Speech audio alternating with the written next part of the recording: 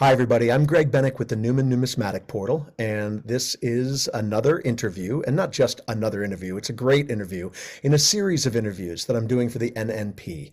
Today, I'm with Julian Leidman. Julian is from Bonanza Coins in Silver Springs, Maryland. Julian is a lifetime member of the ANA. He also received a Lifetime Achievement Award from the Professional Numismatists Guild, PNG, and also from the ANA. So this is a special interview, and I'm very excited about it. Julian, thanks for taking some time and being with me today. Happy to do it, Greg. Thank you.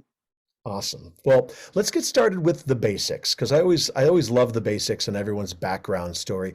Tell me, how did you get started in coin collecting? Where did it all begin? It began in the 1950s. We had just gotten a television in the house, and my parents decided they had to get me out from the television. So they said, well, why don't you try a hobby? And the first thing they tried was stamps, and it didn't go very well. And then my mother showed me some coins. That was more interesting, and that went well. This is great because when I started collecting, my father tried to get me interested in stamps to start, and I had no interest in it whatsoever, and immediately gravitated towards coins. And similar background story in a way. So what were the coins that you collected first? What were the first coins that you collected that you enjoyed? Well, I lived in upstate New York, uh, in Troy, New York, which isn't so far from Canada. But I started with the basic stuff, the Lincolns and the Jeffersons. I also uh, probably collected, Canadian small cents at the time too. But those were, I started just a very basic beginning collection. So when was it that that very basic beginning collection took a step forward? What were the moments or the coins themselves that made that basic collection of cents, say, in a Whitman album, and took that to the next level? As I would look through coins and find coins that I needed and find coins that maybe some of my friends needed. Uh, it did kick up a little bit. The next major the next major event for me really was as I was a sophomore in high school. My father got transferred to Washington D.C. to the Veterans Administration, uh, and well, since I was 15 at the time, I went. And and then when I got to Maryland, uh, I kind of realized, well, I kind of left my friends at home in Troy, and so the coins picked up even more. And I met my longtime friend and colleague Al Bonan, who had Bonanza coins, and he, his his store was a mile from my high school, and of course I wasn't driving, but I was hitchhiking, so I would go over to the store and do various little things all the time. Looking through coins and finding other coins, and that's really where the the focus was at the time. Now, over the years, you've played the role of dealer, you've played the role of researcher and collector, you've played the role of representative for folks in auctions, and I know that you've gone to auctions throughout your entire life. And I wanted to maybe touch on the three of those to start. And first, as a dealer, You've had this incredible career with Bonanza and have been to major coin shows over the last, I'm assuming, probably over the last 50 years or so. So, with that in mind, what are the favorite coins that you've handled over the years? Are there any in particular that stand out? Well, when I started going to coin shows, it was actually in the, I actually think I went to my first coin show in 64 or 65. And it was either I think it was the Blue Ridge Numismatic Association convention in Charlotte, North Carolina. And interestingly enough, at the time, they had teletypes on the floor of the convention. Wow. This is teletypes. This isn't, and they actually had machines there buying and selling. There was a lot of wheeling and dealing. Of course, the wheeling and dealing was in a different kind of coin than I was normally interested in. I had kind of gravitated toward beautiful coins. I liked really pretty coins and buying and selling and going around there. And then the next big show I could think of attending was the Metropolitan Washington Numismatic Association convention, the very first one. And that was at the old Sheraton Park Hotel in Washington. And it was held in the ballroom of the thing, a grand staircase coming down into the Bourse room. The Bourse room was, I don't know, maybe 50 or 60 dealers. It was something impressive for me, and of course impressive the fact that it's in the grand ballroom of the Sheraton Park. And I was able to go around and meet more dealers. And I had already met my local dealers. The big ones were Ben Douglas and Jack O. King. And Jack had a table at the convention, and he had a little sign in his case that said, "All prices are firm," which was interesting. But I grew pretty close to Jack, and over the years I did some very nice business with him. He was a coin and stamp dealer, and I enjoyed him. And of course I knew Ben very well. And after Ben passed away, his sister gave me the balance of his coins to market for them, and I did that. I did that for many years. Really, I've always been a very patient person, uh, patient in buying and patient in selling, but patience is really critical in numismatics.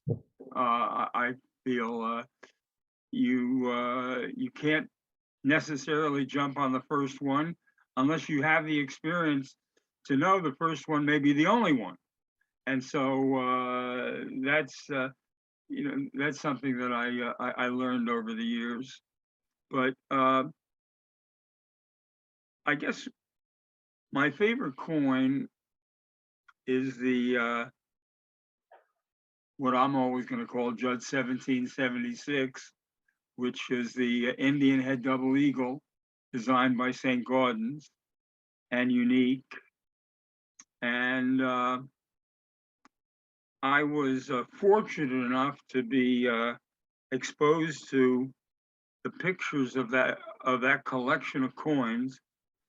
I think in St. Louis in 1970 at the ANA convention, Armin Champa came up to me, and Armin at the time was a real big pattern collector. And of course, I enjoy patterns. I kind of picked that up from one of my other mentors back in the day. That was Steve Rudell, who was a local dealer here, but he had national following, and he was interested in primarily silver dollars. Uh, I know at times promoting the 93S and the 94P, but he was also interested in patterns, and that's where my interest in that came. But anyhow, Armand showed me this book, and in this book were all the gold patterns, pictures of them. And I said, wow. And he told me a little bit about it. He said he had met the owner of the collection and had these pictures. And I said, wow, that's absolutely incredible. And so fast forward to 1973 in Boston, I'm on the bourse floor at the ANA convention, and I'm walking down the aisle, and I see the same book in a dealer's case. And I said, whoa. And so I asked what the deal was, and they said, well, Dr. Wilkerson had retained them to market the collection. So I said, and I went and talked with my another one of my longtime colleagues was Mike Brownlee from Dallas, and I told him about this, and we went back over to the dealer that had it. It was Tennessee Exchange. Tennessee Exchange was four numismatists that had gotten together and formed a company, and of course they knew Dr. Wilkerson. Dr. Wilkerson was in Springfield, Tennessee, and they were in Nashville, which was about an hour away. So I had had a little bit of experience in Nashville. I had kind of experimental surgery done at Vanderbilt University in '71. So I had met Tennessee Exchange there, and I had met them at coin shows. They were very active. Let me see, Ty Buxton, Gentry Hale, John Powers. I just can't remember the fourth right now, but they were all very nice people. So Mike and I made arrangements to go to Tennessee after the ANA. And we went to Tennessee and we met up with three of them, I think. Pete was the fourth guy's name. I just can't remember his last name, but either two or three of them took Mike and I to Springfield, and we met Dr. Wilkerson, who was a surgeon in Springfield, Tennessee, and it was very enjoyable. He took us and showed us the collection, and I'm overwhelmed. Again, here they are in front of me, and I say, "Wow, this is absolutely incredible." And so we talked a little bit, and we asked if we could market it for him and he said, yes, for a month, you can do that. So we then went to a nice lunch at his favorite restaurant, which is a little diner in Springfield. Not a diner, but a small restaurant that he probably went to every day. And we had a nice lunch there, and we left. Now Mike was officing at the time with Harry W. Bass Jr. And Harry was a advanced numismatist, collecting gold coins by die varieties and U.S. patterns. Harry was also wealthy. And we said, well, this is the perfect place. Now, this collection had a few duplicates in it. So we decided, well, we'd be happy to just take the duplicates as our commission, and we approached Harry with it. Mike really approached him because he saw him every day. And Harry said he'd been offered the collection previously, I think by John Ford, and he just couldn't bring himself to spending what we were going to have to get was 750,000 net. So Harry just said he couldn't. He just didn't think the value was there, and we said we really felt he was making a mistake, but that was that. I mean, it was his money, it's his collection, and I mean, I had been doing business with Harry for several years, and of course, Mike was now officing with him. So we stepped back a few feet and we said, well, we'll go to some of our own clients. And so pattern collectors over the years have been very enthusiastic numismatists. So I had a couple of very good people that I've been working with. One was Rogers M. Fred Jr. Now, Rogers was in Washington, D.C. He was in business with his father in a coffee company, Browning and Baines. And I met him through a dealer I was kind of working with in '65 was Larry Camp and Jim Studley at Washington Rare Coins. And I met him in his office there. But fast forward to '73, I called Rogers up and I said, Rogers, we've got an incredible opportunity here. I said, I know what you've collected in coins. I know what you've enjoyed your patterns with. I said, this is going to be a spectacular addition. Well, Rogers was well off, and they had money, but he just said it was too much money for him to consider. I said, well, we'll take the duplicates as a commission. He just said it wasn't going to work. And then I went to Rudy Seek out in Iowa. And Rudy was also a very enthusiastic collector. And Rudy was a farmer, but he was well off. But he said the same thing. He just couldn't spend that much money on the collection. So step back a few feet again, and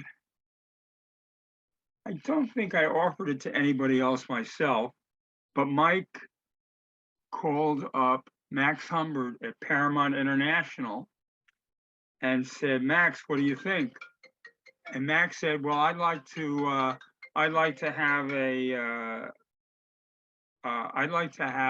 an opportunity to do something with this. He said, let's go look at it. So Max and David Akers from Paramount met us in, excuse me just a second. Sure. Met us in Nashville again, and we went up to Springfield and met with Dr. Wilkerson.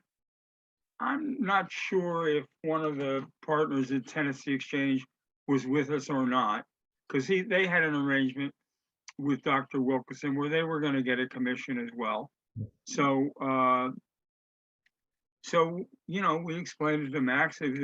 Listen, Max, will you can either buy this outright, and we'll take the few duplicates as our commission, or you can pay us a 10% commission.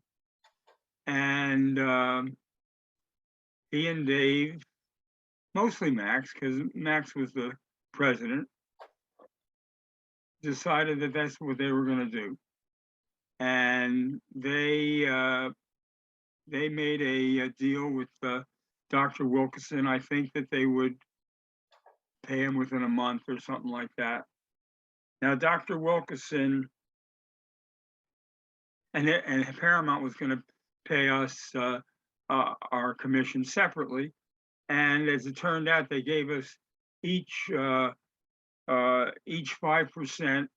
that we could take in trade from Paramount directly or in their auctions.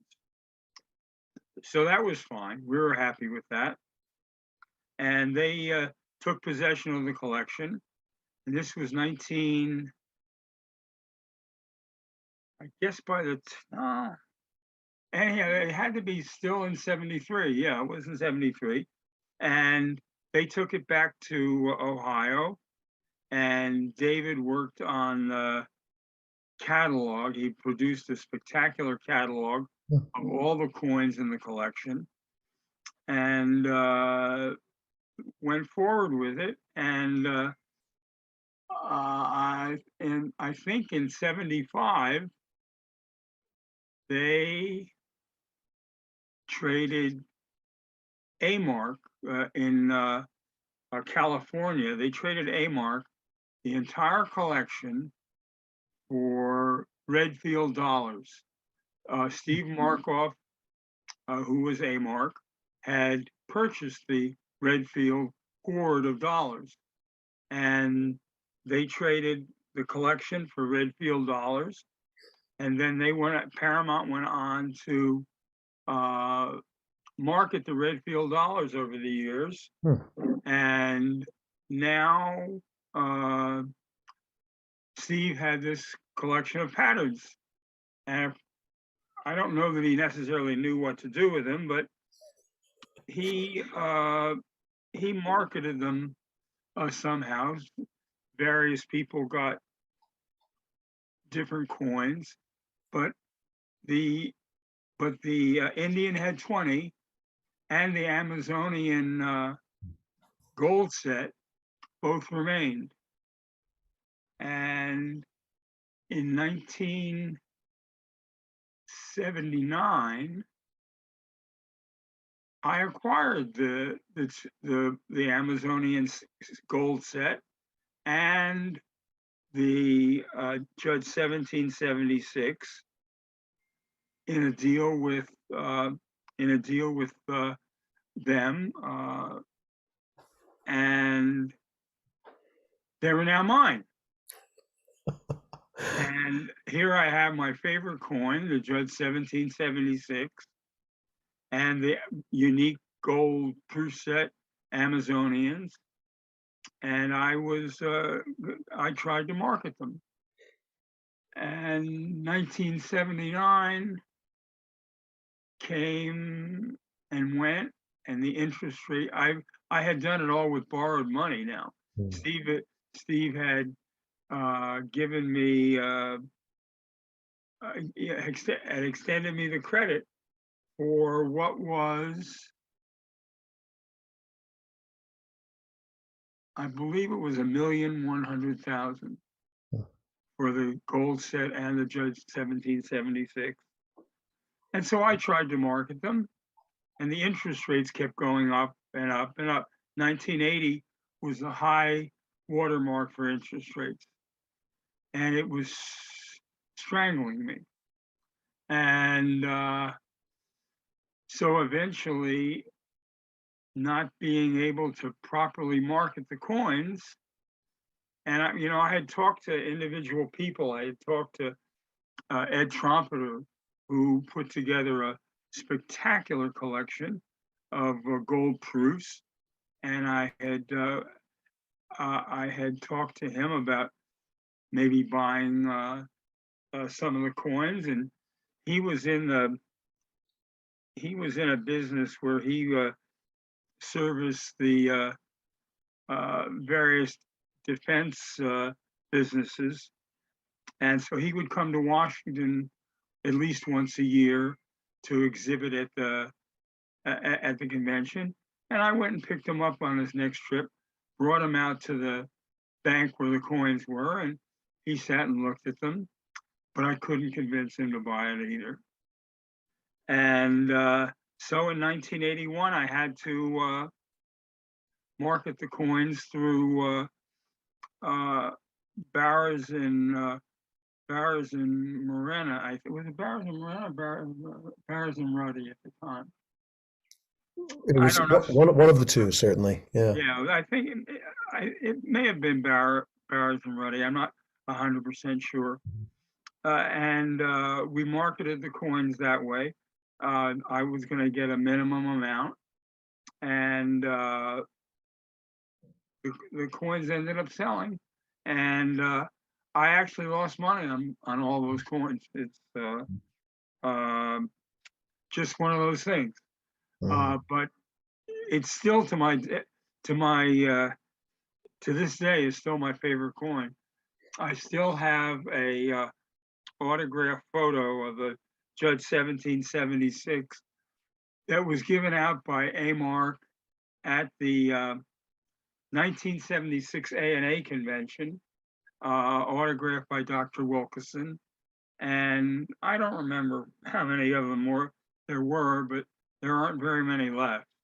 I'm sure of that, because that's almost 50 years ago. So it's a long time. And but I always enjoyed the beautiful coins, and over the years, I bought and sold patterns. I bought and sold beautiful coins. I bought and sold rare coins. It was great. I mean, I really enjoyed my numismatic career. Well, I love that story for many reasons.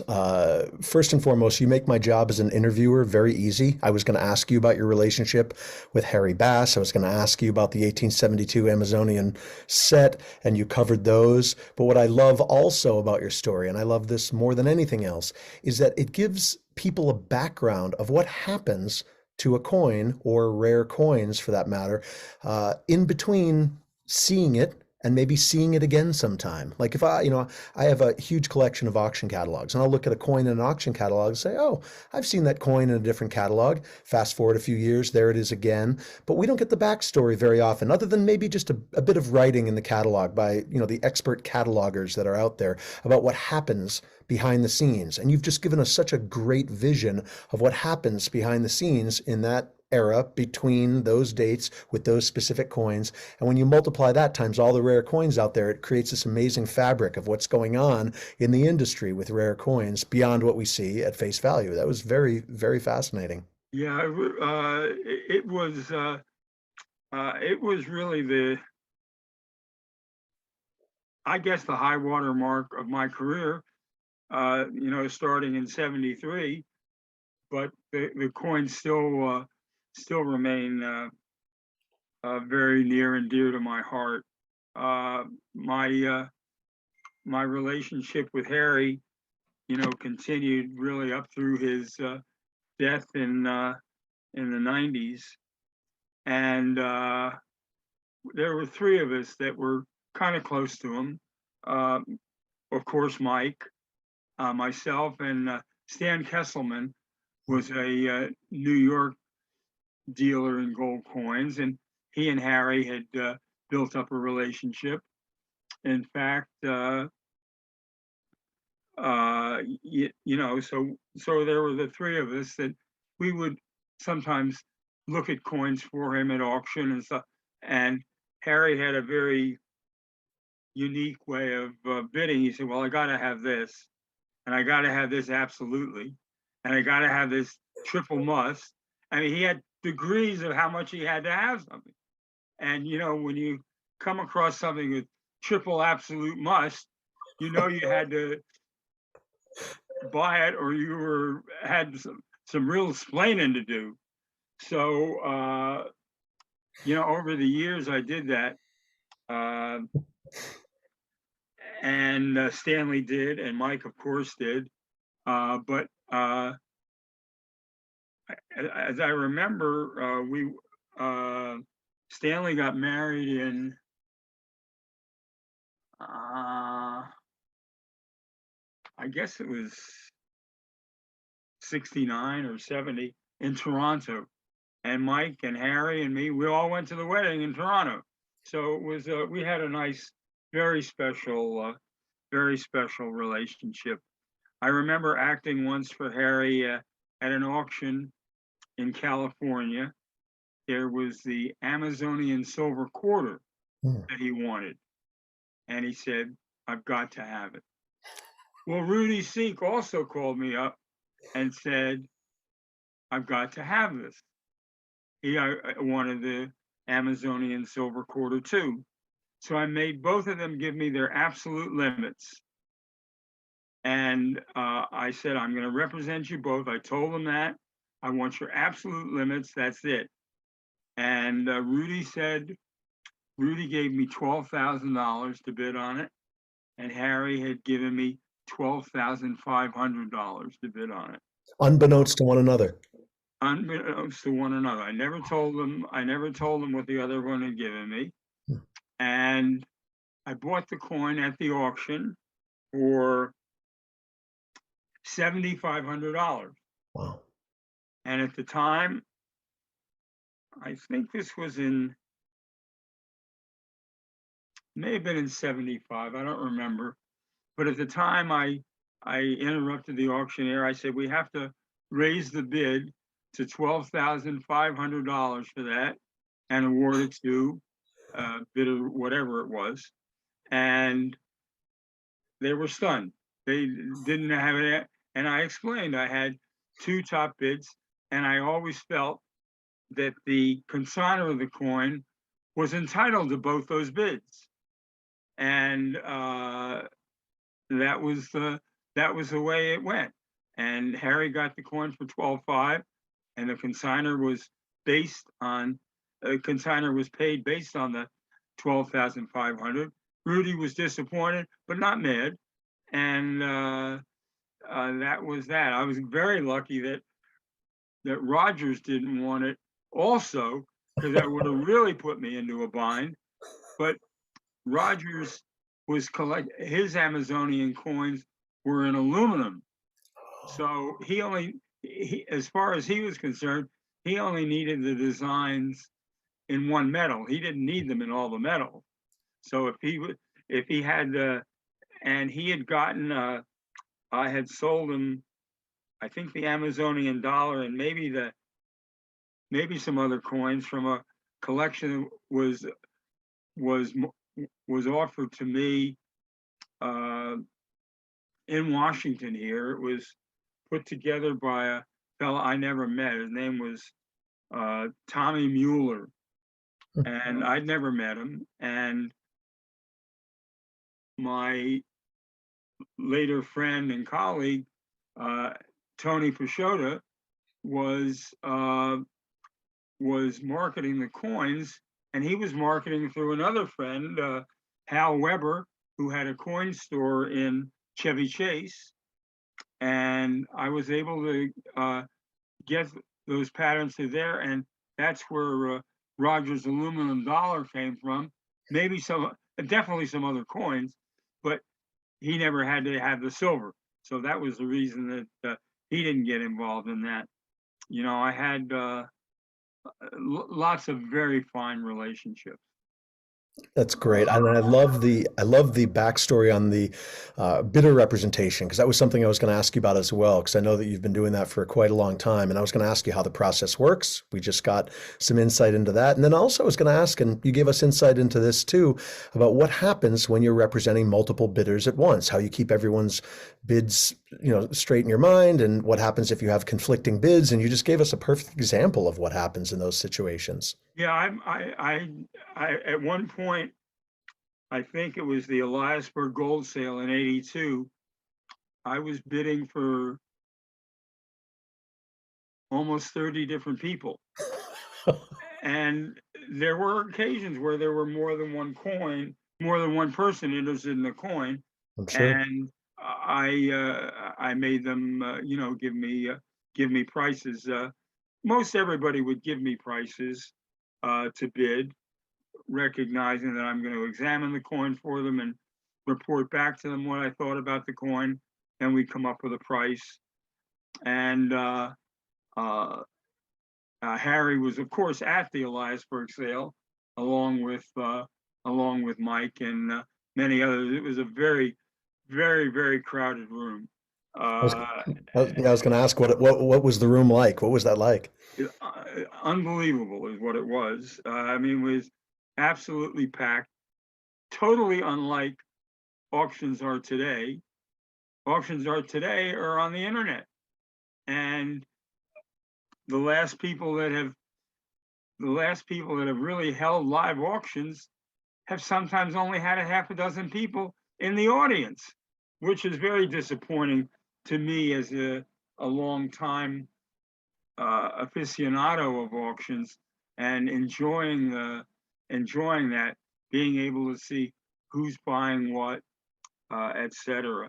And also at the Eliasberg sale were uh, Brent Pogue and his father Mac, and they were buying. They bought coins there too. They had been buying really since the late '70s. Mac was putting up all the money. Brent was just a teenager, He was, yeah. and yeah, and but he had his mind on what he wanted, and it was it was very as it turned out in that sale. Um, in that sale, Harry got the 70s $3 piece Mm. for 687,500, and and Brent got the 1822 half eagle also for the same price. So these are both Harry and Mac were both part of the Dallas fixture of numismatics. Uh, they, of course, they knew each other, but they, they just dealt with each other just fine. Mac was involved in real estate, and Harry was involved with oil, so they didn't have business conflicts or anything like that. But that auction, that auction in New York City for the Elias for Gold was really something. Well, I'm glad you were there. I'm glad you could share a little Yeah, bit about that. I just imagine a spirited room with bid cards going up and right, people yelling and screaming, exactly. and And that's I didn't, fantastic. when I had all those people, I didn't bother with the bid cards. I just, I just, bid, and then I'd look up what the number of that bidder was. Yeah. The number I forgot, but I mean, I had to look up who was who. So, and I got coins for, I'm sure, at least a half a dozen or a dozen people. They all didn't get something, but that was another interesting auction in that after the fact, I learned that there was kind of a minimum on every coin, Hmm. and the Eliasberg family got back some coins after that, and but Because they didn't they meet were didn't meet they the were reserves. actually they were actually uh, in the hotel watching by closed circuit, Oh, wow. and but so they knew what was going on also. Uh, Many years later, I met one of I met one of Eliasberg's sons, Richard, and became pretty friendly with him. He would come to the coin shows in Baltimore because that's where his business was. But I met him there, and I did business with him subsequently. I got some of the small collection of currency he had and different things like that. But they had a subsequent sale in along with along with uh, Stacks and Bowers in the late '90s, where they sold the non gold coin. Were there other auctions? I mean, I didn't plan to ask you about auctions, and this is great that we're talking about. I mean, I planned to ask about bidding for people, but not the spirit of the room and some of these auctions that, for example, I've got a set of Eliasberg catalogs. Well, hooray! The energy isn't in the catalog. The energy's in your story about the catalog. Are there other auctions that you remember attending over the years ago, that exist now only in catalog form, that you remember as being spirited or energetic or exciting, or ones where there were sales that were just so memorable that they've stuck in your mind? Oh yeah, they go back to even to 19 guess it was 70 in St. Louis, where Koa had the auction at, I think it was must have been the Central State Show, or maybe not, I don't quite remember. But there was, they had some beautiful large cents, and I remember this one large cent, 1824/2, large cent, in uncirculated condition, went just crazy, crazy, crazy. And of course, I learned later that Ted Napster got that coin, and he wasn't going to be beat out either. But you remember certain auctions. Of course, over the years, I attended virtually all the Stax auctions that were in Manhattan, and I would go to New York, once a month, for auctions for Stax. Lester Merkin had some gorgeous sales there, and it was just it was part of my routine. Attending the Barras and Ruddy sales in California, there were, I don't know, maybe there were 50 people in the room or something like that. But I was a continuous buyer there. I remember kind of buying this 1793 half cents because it was the first lot in every auction. I bought it two or three times, because it was the first. But I mean, I'd often have, pages of on an invoice and stuff. Of course, the auction houses at the time, you you built up your you built up your experience with them, and they would extend you a little bit of credit, and so you could work it out. But no, it wasn't. It was never really more than a month, because they normally had to settle in 45 days, and so you could get a little bit of credit from them, and that helped me a lot at that time. There's no question about it. So let's shift gears just a bit and talk about Bonanza and what it's been like owning a coin store over the years. I know you mentioned that the auctions themselves have changed quite a bit over the years, from the dynamic of having people in the room screaming and yelling. What's owning a coin store been like over the years with the rise of the internet? And I don't want to lead the question too much, but tell me what owning Bonanza has been like over the last half century or so. Well, I started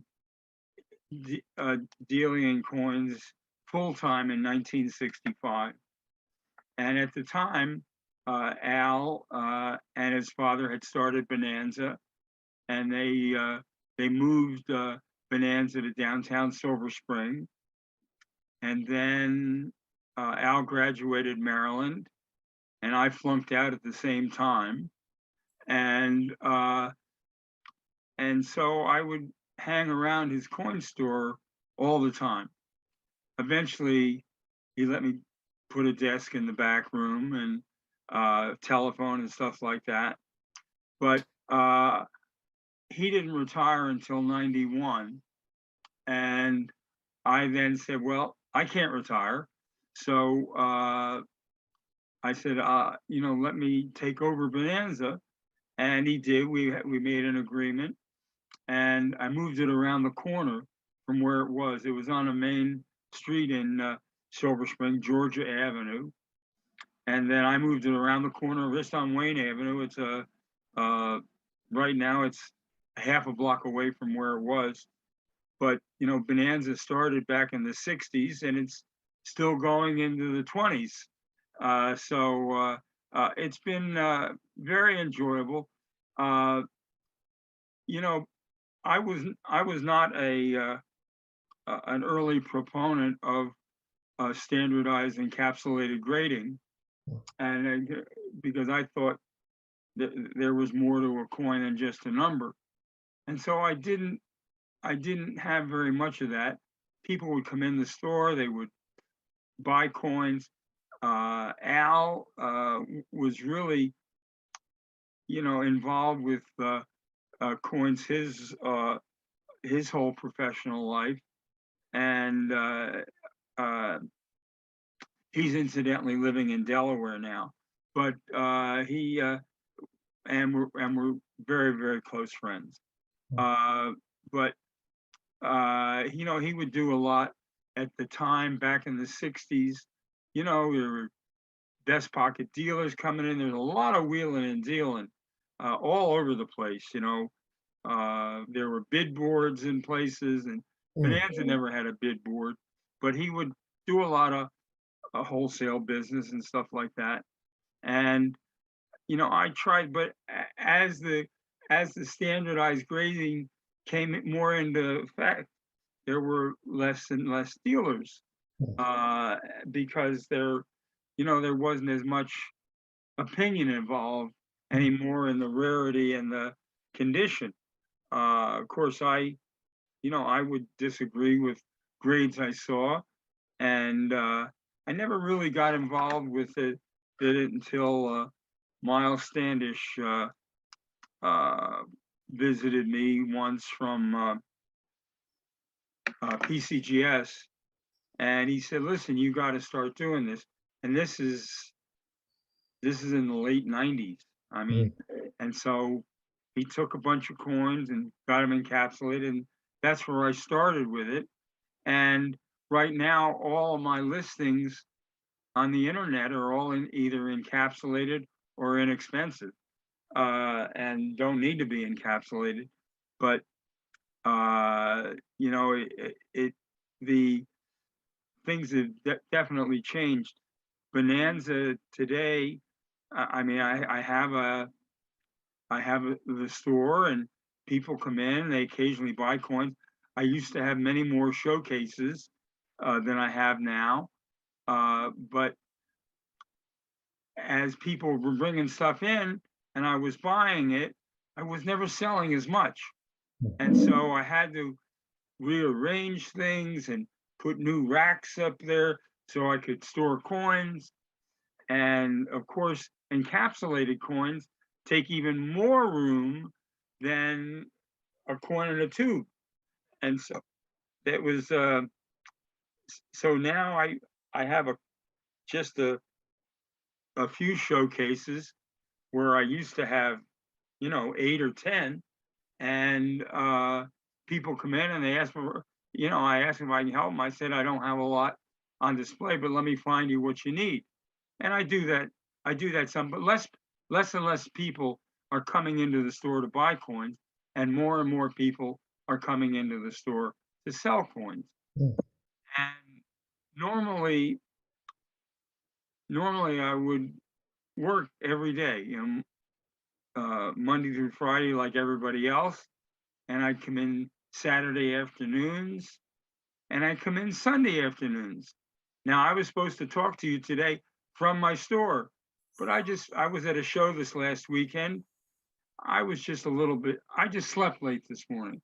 And so I didn't go into the store today.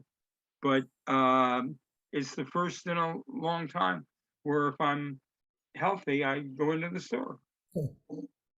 Well, if it's any consolation, I expected to interview you from Seattle, where I've got professional microphones and I've got a whole setup going on. But I was at the same coin show that you were, and I'm actually at my parents' place on the East Coast. So, instead of my background being all professional, I've got a background with a photo of my great grandmother on the shelf over there, sitting here on my laptop in the basement. And that works for me. I'm happy to talk to you anywhere, anytime. This All is right. fantastic.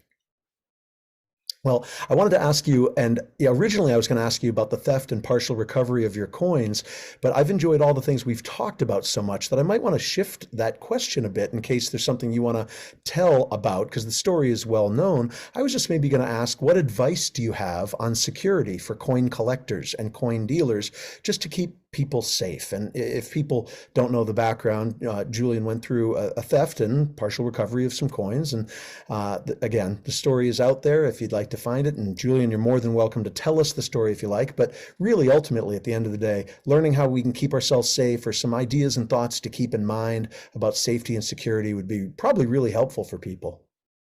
Yeah, one thing I learned over the years was you don't leave your coins in your car unattended.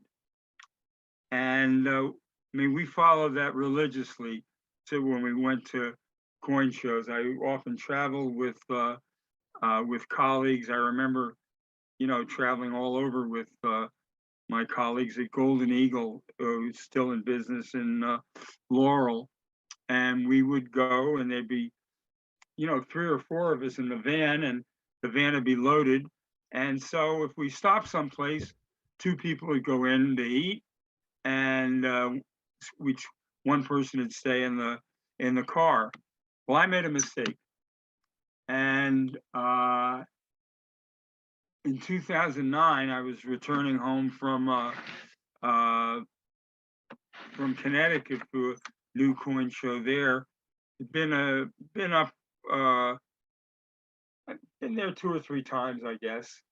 And my my in-laws lived in New Jersey, which is between Connecticut and Maryland. So they said, "Well, why don't you stop here for dinner?" You know, I'm a little hesitant, but going back over things, I really think I was followed from there. I don't know. I don't know for a fact. And when I got to New Jersey, I pulled into their home and I stayed outside and on the porch, kind of with the car. And somebody may have driven by his house or something like that, and I didn't really pay much attention to it. And then they said, "Well, let's go out to dinner," and I really should have said no. And so we went to this restaurant on a busy route, and went into the restaurant. I backed into the place where I could see the car right there. And as I was sitting down, the lights are blinking on the car. And I said, "Well, I must have hit my keys in my pocket, where it hit the fob or something, and it set off the alarm." So I just clicked it and it went off, and had my dinner and went outside, and the car had been broken into. And if I had gone outside at that time, I might have stopped. I might have gotten shot. I don't know what would have happened. But in any event, uh, I was horrified. Here's everything I'd worked my whole life for, and you know they got two or three cases, including a suitcase full of clothes, and and at the time, so we called the local police. I had a friend whose son was with the FBI. I called him, and I never really realized, but the FBI really has to be invited into a case by a local police agency. So I ended up telling the local policeman, what was what and what was that. I called some of my friends. I put it out on the various numismatic networks that this had happened. And the next morning, because I couldn't really drive home that night, I'm driving home with the broken side window in the van, and drove home and, put out more and more publicity. And, eventually, eventually I got a lead from somebody, and he told me that he's being offered some of these coins, and he mentioned a couple of coins, very silly coins, one of which was valuable, was a 1921 double eagle that was encapsulated, and also he mentioned a 1954 S penny and encapsulated in, I don't know, MS 65 or 67. Now this isn't something that somebody would mention to you, but evidently that's what they had told this guy. And so I called the FBI who had been involved with it. I told them about this, and they went and talked to the guy, and and realized that it probably was the same coins, and they made arrangements to go. Were able to go find out where the coins were, and they were able to go and raid the place where the coins were. And it was on West 47th Street in New York City, the Diamond District. But all these guys are buying and selling diamonds and gold and coins and whatever. And this one guy,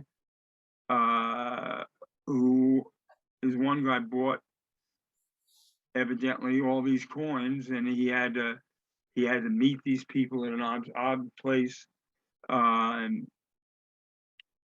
pay them cash and whatever. And he, he made a good buy, but he ended up going to jail because he never would give up who the coins came from. But the FBI was incredibly,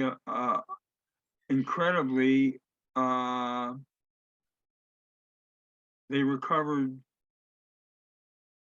a huge amount of the coins, in dollar value too. It could have been 80 or 90% of the value, which was in the millions of dollars. And so I wasn't dead. And although it did take me a long time to get the coins back from the FBI, but they eventually, through the intervention of some of my friends and colleagues, Jimmy Hayes was a former congressman from Louisiana, and Jimmy had obviously befriended other members of Congress, and so he introduced me to Liz Holtzman from New York City, and she was able to write a letter or contact the FBI on my behalf, and I was able to eventually get physical possession, even though I had gone and looked at them and ascertained that these are absolutely the same coins. There's zero question about it. But they were thinking they were going to have a trial, and they would need to have these coins as evidence, and it didn't really ever happen that way, because they never did find the actual thieves. Wow.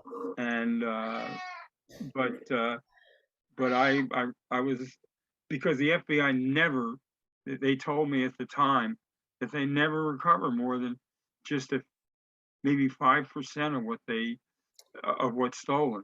And here I had something where they recovered, 80+% of the coin. Absolutely incredible. And so I was kind of back in business. Well, I'm just glad that you were safe during the robbery, first and foremost. And of course, like you said, that you got such a big percentage back. Are there any tips or ideas that you might give to folks just to keep in mind as they're going to coin shows, or as they become a dealer, or as they are dealers, that, based on your experience and what you've thought about since then?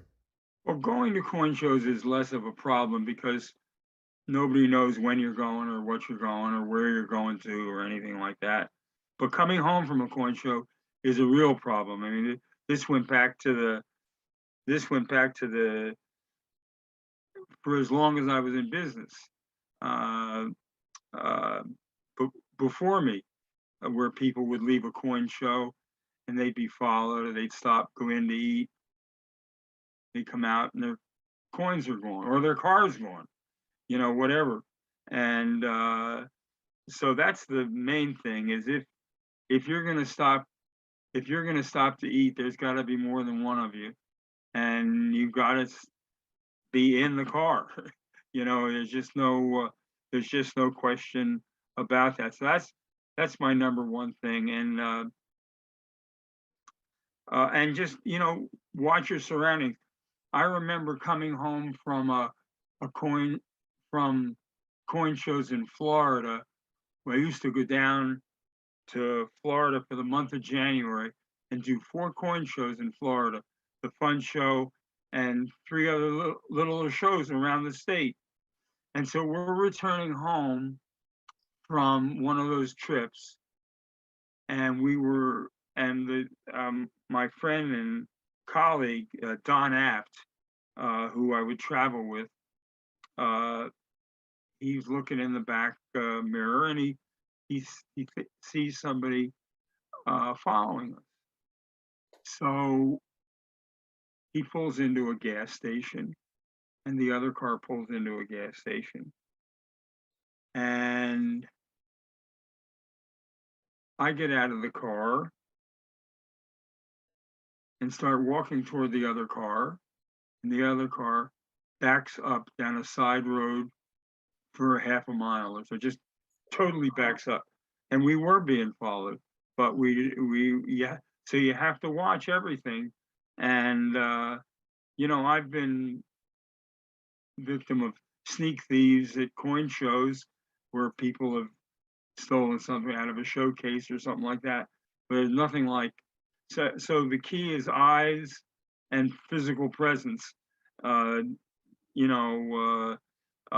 the 2 main things, and watching who you're talking to. And there's still thieves at coin shows. Just this last weekend in Baltimore, they caught a thief at the coin show, and I'd seen this guy at the Baltimore show, for 10 or 15 years, and never, I never was in a position to lose something to him. But I've lost things to other people that I just wasn't really the same eyes and ears and physical presence that I needed to be. So that's those are all very important things. Steve Ellsworth, a retired Army colonel, has done a lot with security and made many presentations to numismatic groups about security. And of course, I understood everything he said, and I made that one mistake, and I made other mistakes too.